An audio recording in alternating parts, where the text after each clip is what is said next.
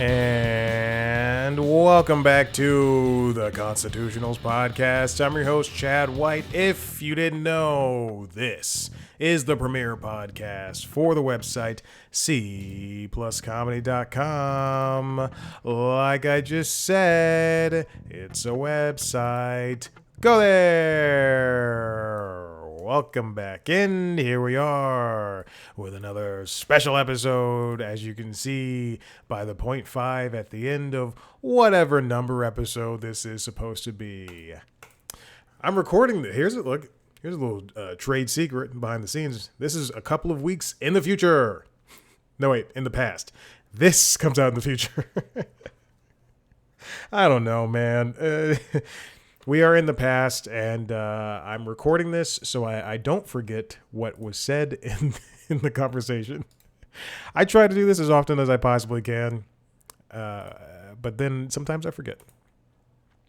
As you can see by the title of the episode, we are speaking once again to friend of the show, Sally Ann Hall. I'm looking at the email right now, and I'm realizing that the representation referred to C Plus Comedy as just C Plus, which is not something I do. It's been almost 14 years. I have never just called it C Plus. They're not the only people who've done that before. Oh no! I receive things all the time that say, "Hey, C Plus." Anyway, that's neither here nor there. Sally Ann Hall is back to talk about her new special, her debut special, Dead Wife Pretty. This is coming out June 23rd, and I believe based on whenever this comes out, it will already be out. I think that is the scheduling I'm doing with that. But Dead Wife Pretty will be available on Apple TV, Amazon Prime, and sorry, I'm getting choked up. I'm so proud of her. I'm so proud of Sally Ann Hall. And basically, I think wherever you get your specials, via Comedy Dynamics. I have not seen the special, but again, I've spoken to Sally Ann before, and I enjoy her. There's no first of all, you know me. If you've made it this far at 300, almost 400 episodes into this godforsaken show, almost 14 years of doing this, you know I'm not going to talk to just anybody anymore. There was a time early on when I was like, yeah, I'll talk to this person. That person's probably not working anymore. There is, I'm not going to, never mind. There was one person, there's only been one person who's ever been like straight up rude. And that person, I believe they work. I believe they're just a touring comedian, but, I don't hear from them anymore. Anyway, Sally Ann Hall, she's a wonderful, wonderful person. She's very funny and, as people say, whip smart. Dead Wife Pretty was directed by Jeremy Essig and was produced by Rhizome Comedy. I don't know if I've ever said those words before. And Sally Ann, she told me that she did roughly an hour and a half of a show, of a set, and then they trimmed it down from there. That's a lot of comedy. We were talking about the editing process, and she said that a company handled it for her, and they asked her, hey, do you have any notes on, like, they sent her a rough cut, and then she sent back 9 pages of notes, which is a lot of notes. That's so many notes. Whereas people usually don't send 9 pages. I think that's great. I think that means that you want to be a part of the process, and even if they can't do everything, hey, at least it shows that you paid attention and you watched it.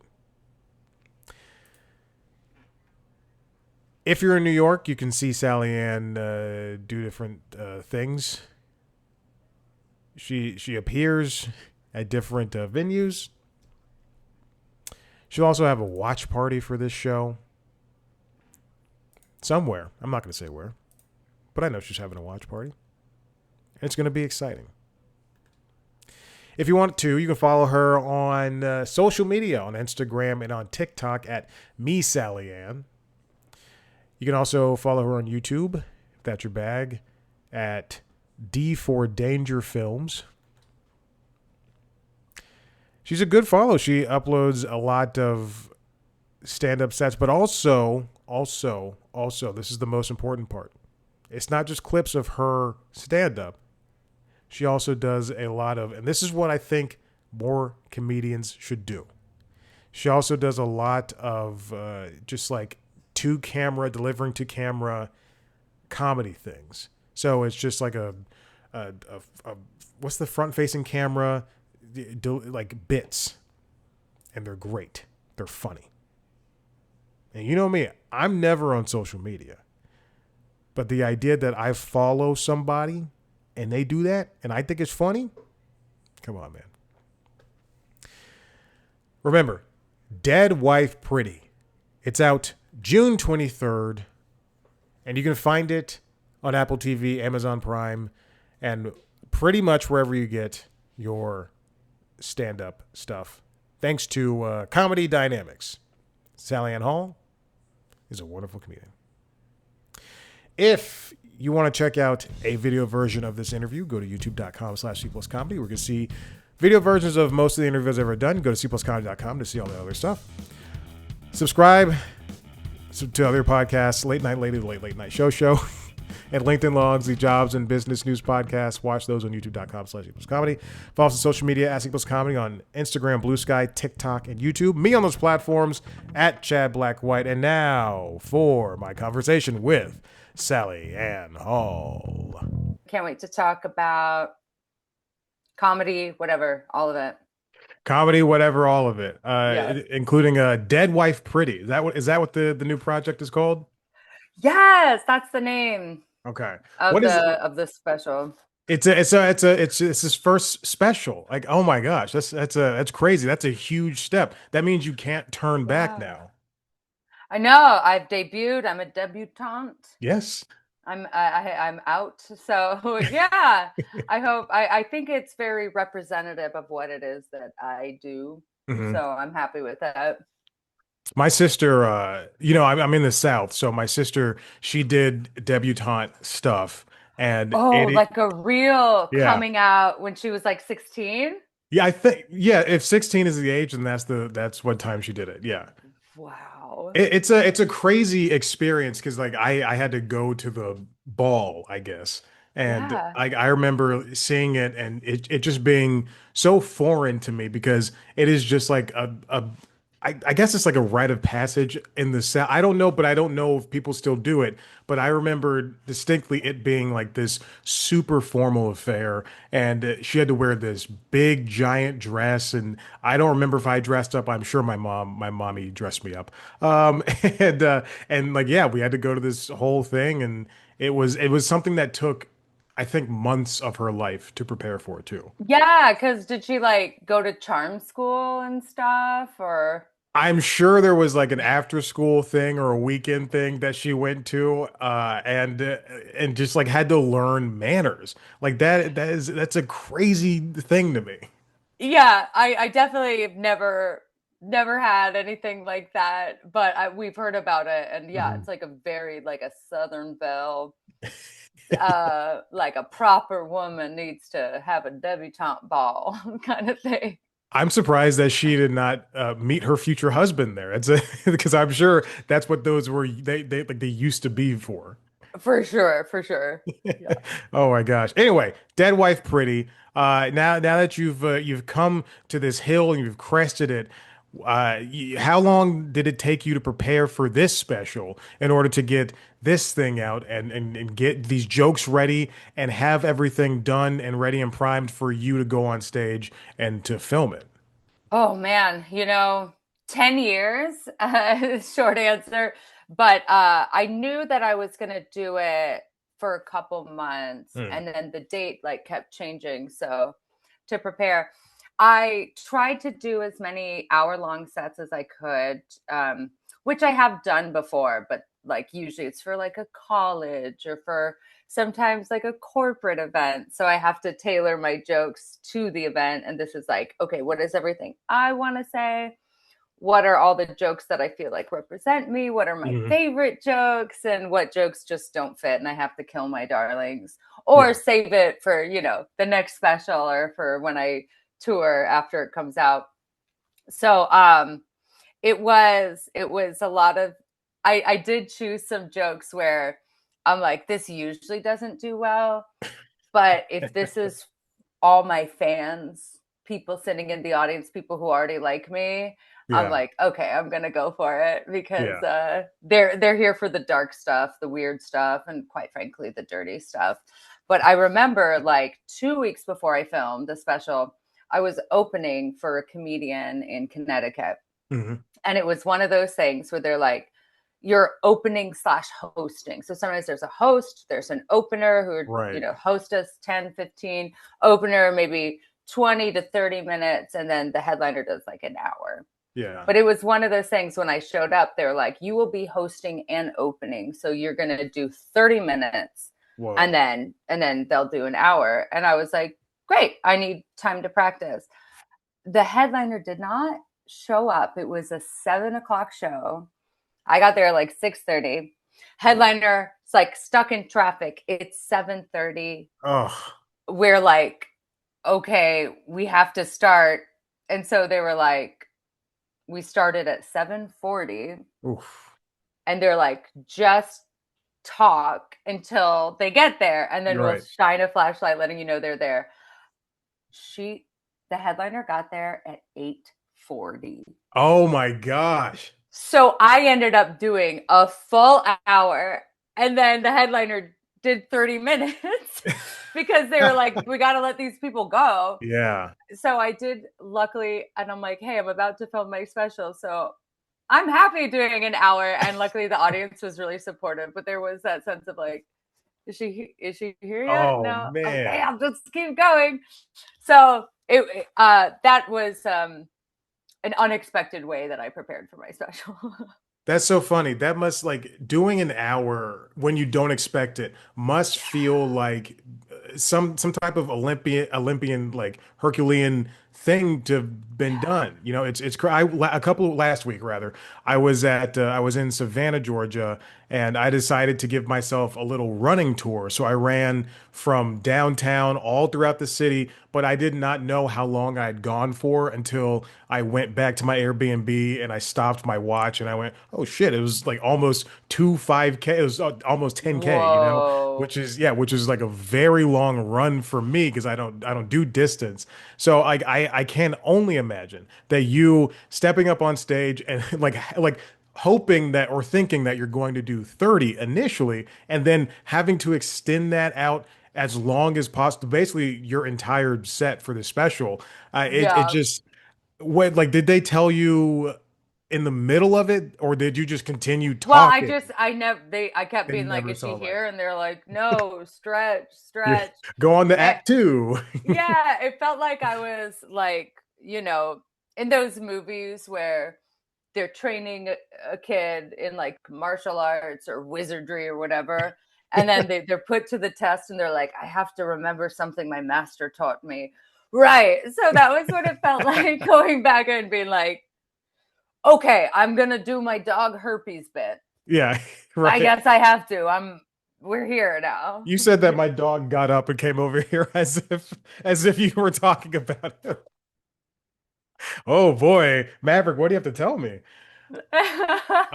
It's that's a fascinating thing. So this audience, were they along for the ride though? Were they like Yeah. game just to see any type of comedy in the first place? Well, they definitely came, they bought tickets to see that person Right. specifically. Yeah. But when it was like, they're waiting 40 minutes after the show should have started and they got there early as well. So they were just like, and we were honest, we're like, she's stuck in traffic. I'm opening. And then the more that she wasn't there, the more they're like, keep going. Yeah. So Good. I think I gained a lot, some fans that night. God, I hope you're able to sell some albums off of that. Like Yeah, if it was right. 50 people and I hope at least 15 of them said, "You know what? I'm going to check this person out. I'm going to follow Yeah. them on Instagram." Yes, yes. They were very appreciative and the you know, the people who ran the club, they were like, thank you. And I was like, okay. Did that affect your pay? I wonder, like, did they, like, because you were hosting as well, did they give you anything extra? Did they give you some extra chili poppers, jalapeno poppers, or what? I think I took an extra shot, but Okay. definitely I still got host pay, not headliner pay. And I was kind of Ah, like, but you know what? That's fine.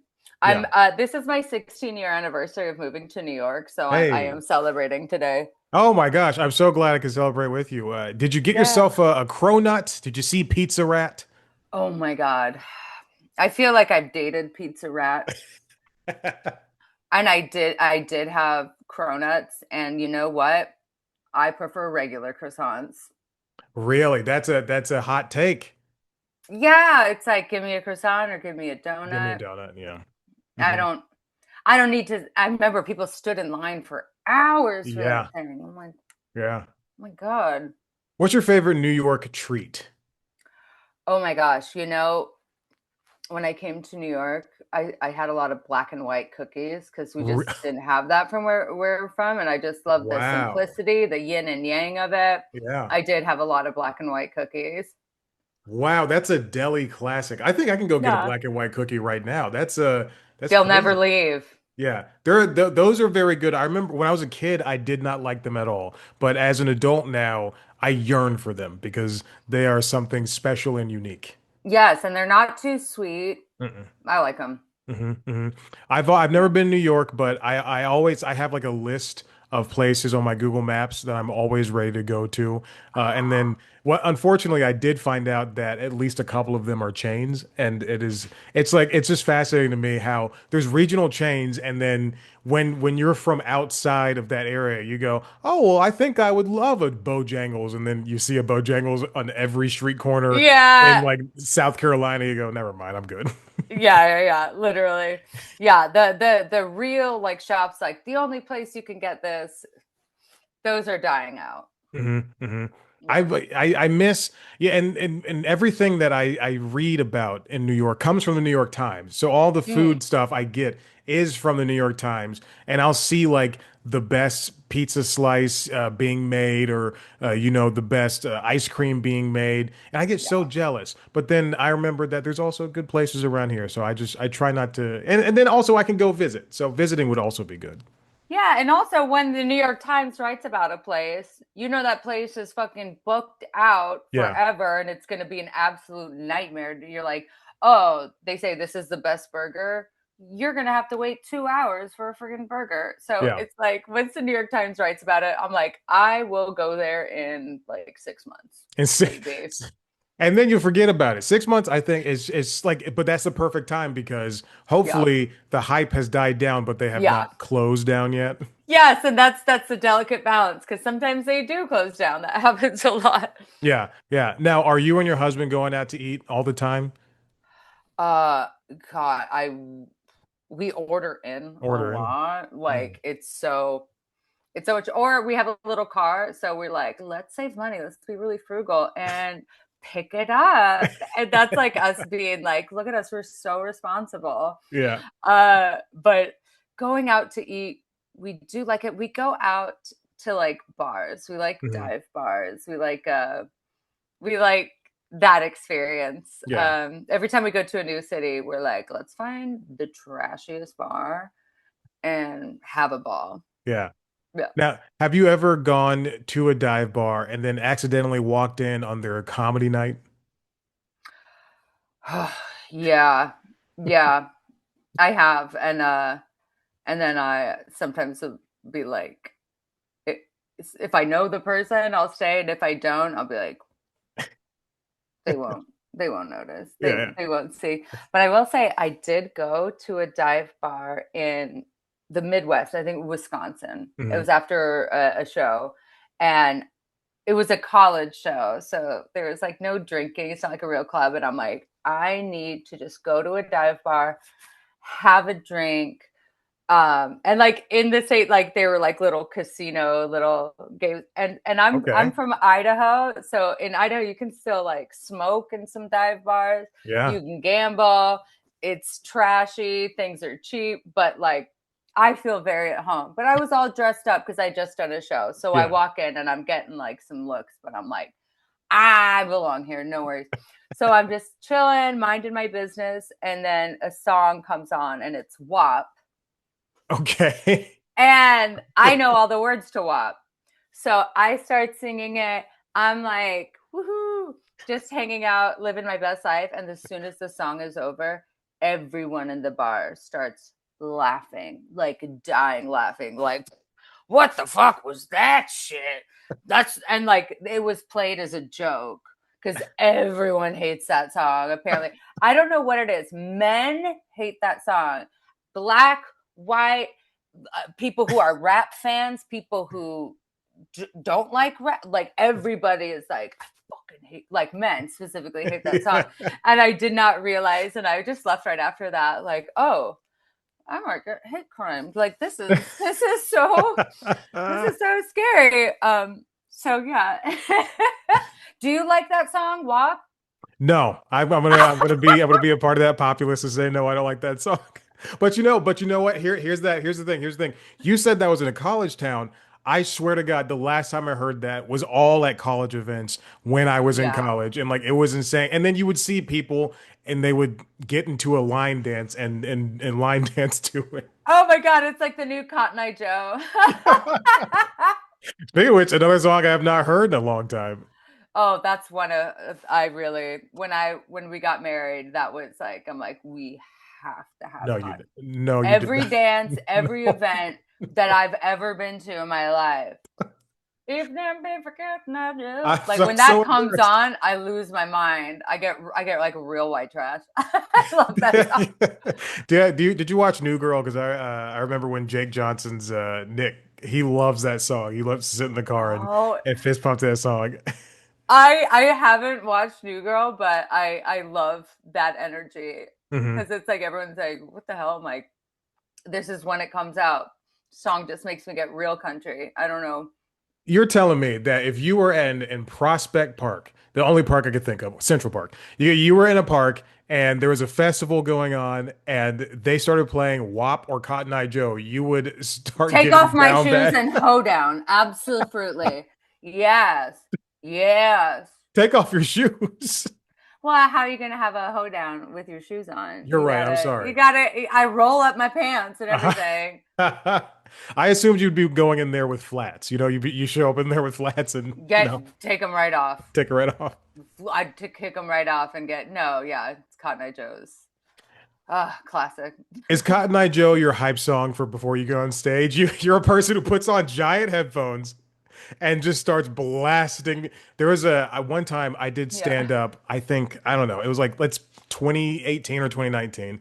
I did stand up. It was at this now defunct comedy space that was at the bottom of a church. And it was an open mic, but you had to sign up, whatever. But there was a guy who went up before me who showed up with just giant Beats headphones on, just blasting music to himself. And I remember sitting there and I was going over my set on my card and I was looking at him and going, I don't know if this is going to work. And then he gets up there and does only impressions. He does not tell jokes. He does impressions of people, and the Wow. audience goes fucking wild. They're like clapping. They're falling out their seats, and I just And went, you're like, what were you listening to? I want to right? see. Oh I gosh. I do have a hype song. Okay.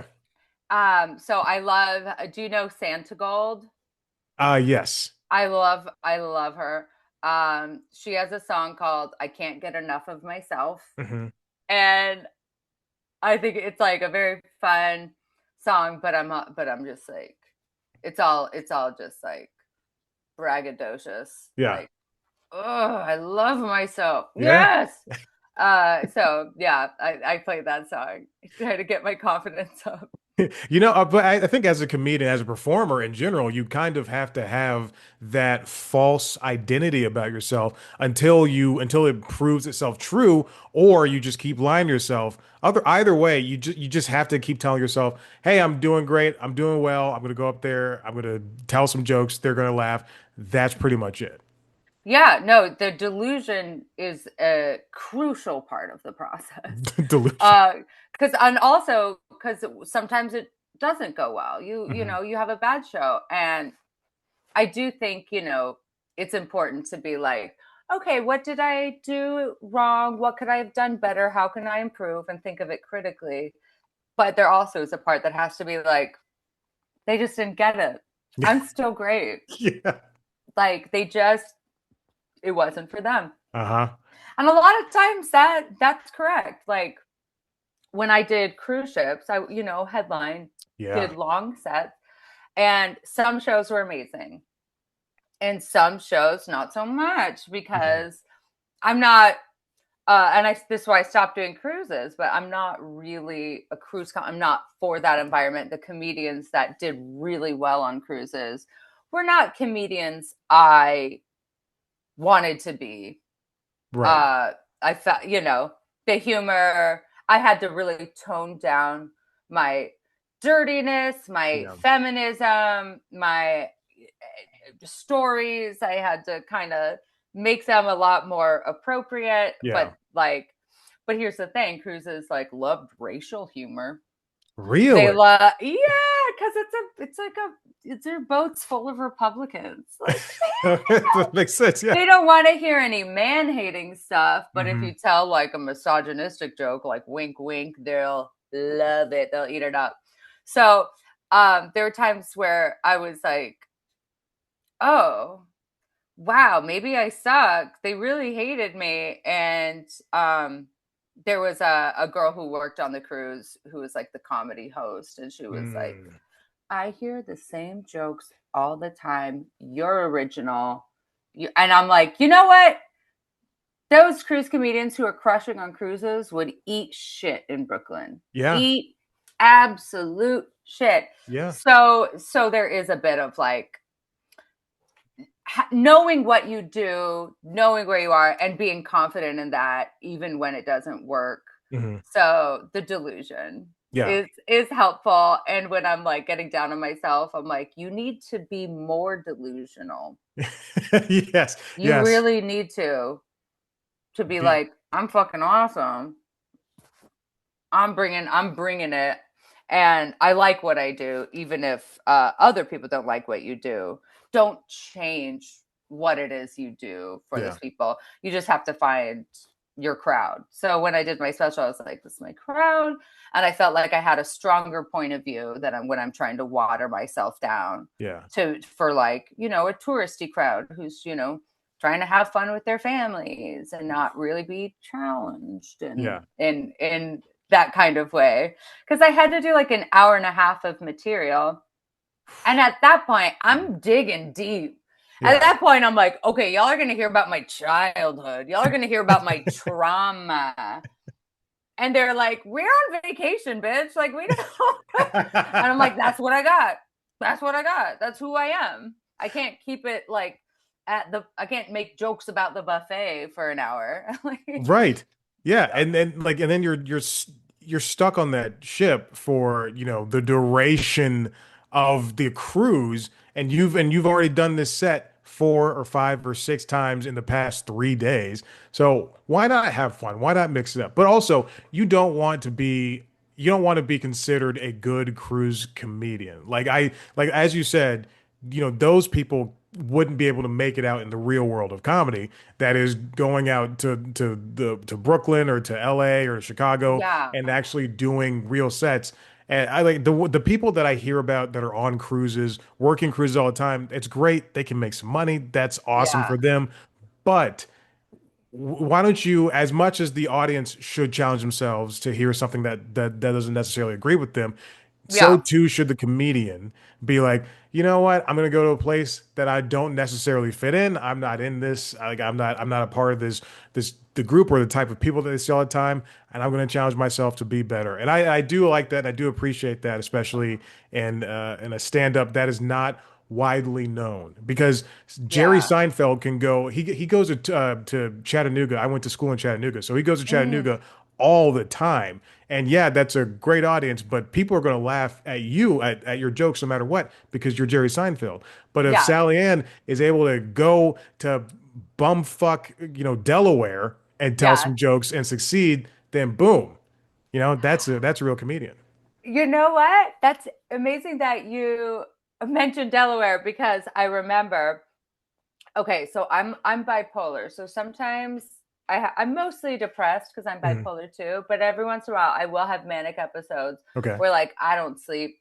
And I remember I had a road gig in Delaware, and I did not sleep the night before. And I like Oof. took a Xanax, like come on, sleep, because I had to drive there the next day. I got no sleep, so the person I was supposed to drive, I was like, you gotta drive. Like I'm not okay to drive. Like I am like sleep deprived. I'm going to try to sleep in the car. Didn't sleep in the car. Drive like 3-4 hours to Delaware. I get there. I'm on like 36 hours no sleep. I am like, I don't even know what's what. I go up first. When I tell you, I got a standing ovation being the first comic up. They loved me. I don't know what it was about just being out of my fucking mind and being like, okay, I'll do my the like one of the best sets of my fucking life. Yeah. Literally, they all stood up and cheered, and I like took my phone, like, is this real? Just like recorded them, and none of the other comics did well, but they did not get a standing ovation. And then Yeah. afterwards, everyone went up to me and was like, "You are great."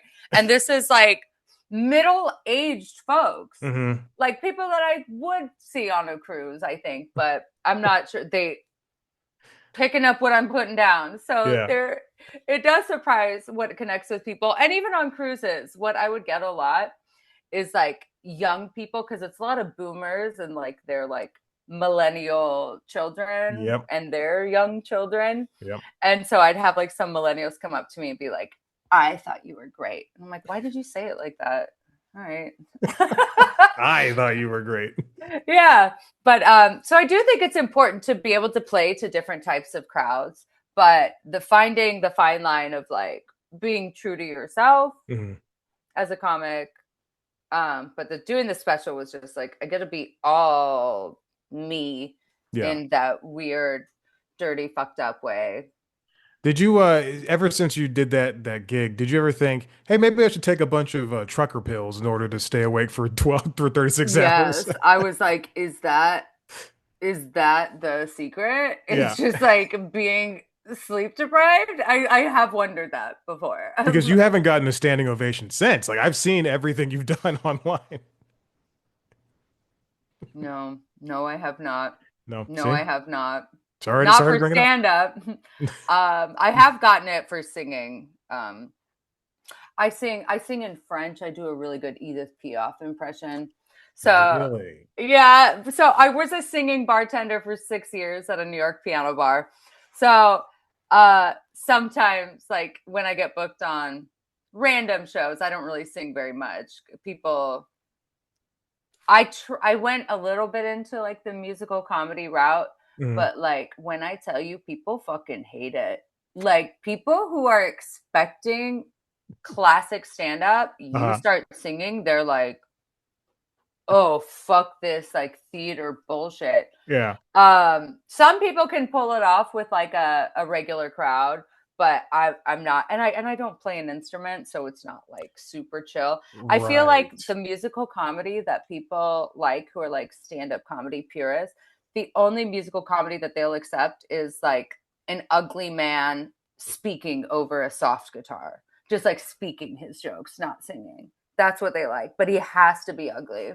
Mhm. I was If going to he's name drop a comedian that I know for a fact did a Comedy Central special with but he ended it with an acoustic guitar. That's where he ended it. But I'm not going to say his name because he's a big comedian and I do love no, him yeah, very much. ending a set with Yeah. a little song, I will do that. I actually wanted to do that for my special, but we couldn't.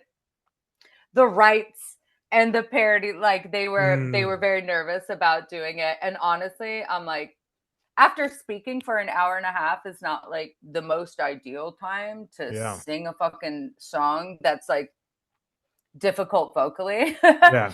um, so I didn't do it, but I for the next special, I do. If I'm headlining and doing an hour, I do like to end with a Okay. song. I Okay. think that's fun. It puts a nice little button on it, Of and by course. that point, they can't be annoyed Yeah. that you're singing because they just fucking watched you for an hour. So it's Yeah. like, all right, go ahead. Yeah, people they spend $30 to go see a show. I want to see a show. I want to see something fun. And if there is a little bit of singing, then so be it, you know? Same way. I'm like, bring it on, show me. Like, but I love. I've seen so much stand up that when there's any element of variety, I'm like, Yes. ooh, yes. Shake it up. But it really has to be the right crowd, like gay crowds. Fantastic, perfect for that. They're They're like, they're bring it open for on. everything. Yes, they're really up for uh different art forms where they won't see it as cheesy. They'll still get, because when I do musical comedy, it's not really like I'm not really showing off my voice. I'm just trying to make as many jokes as possible Mhm. in this song. But like on a cruise, when I would do that, boy, would people walk the fuck out. They would just hear the music start and be like, absolutely not. Oof. No, Oof. we want to hear Billy Joel Piano Man or fucking nothing. Like that's like Sweet Caroline, maybe. That So like they, that's yeah, so they can sing along songs that are like karaoke hits for crowds. exactly. That's what they Ridiculous. want. They don't want my like original take on like Facebook. you know? All right. Well, now, so with Dead Wife Pretty, this is coming out digitally. You got everything. Comedy Dynamics. When you were sitting down with the editing, and you said you did an hour and a half. What was that like cutting things? Like, was that something that came easy to you? Did you just see stuff and go, you know what, that's fine, and then as you mentioned before, I'll move it to the next one or I'll save it for when I yeah. tour. Was that easy for you? Was that something that you wanted to do? Okay, so I edit my stuff. I do a bit of editing. I'm very particular. But it's very tedious and I don't enjoy the process of Mhm. editing. So so I wasn't editing this, but they were like, here's the cut. We're gonna send you give us your notes of what you want to cut out. I sent them 9 pages of notes, 30 notes a page, and they got it and they were like, okay, so comedians usually send us 12 notes total. Damn. 9 pages. So I was like, cut out this little weird lip smack I do. Can we find another angle for that joke? Like I was very Yeah, specific, the and they were like, minutia. oh, uh, we'll Oof. try. So they were definitely annoyed with me, but I'm also like, maybe the next one I'll edit or like I would prefer to sit in the editing room Hmm. and be like, what can we do this? I'm like, put an L cut here, put a J cut here. Like, I used to work in post production for a couple of years. Very cool. I'm familiar with some of the lingo. I know that I don't have the skills that like a proper editor has, Yeah. but yeah, I think after I sent them notes, they were probably like, we should have just had her do it herself.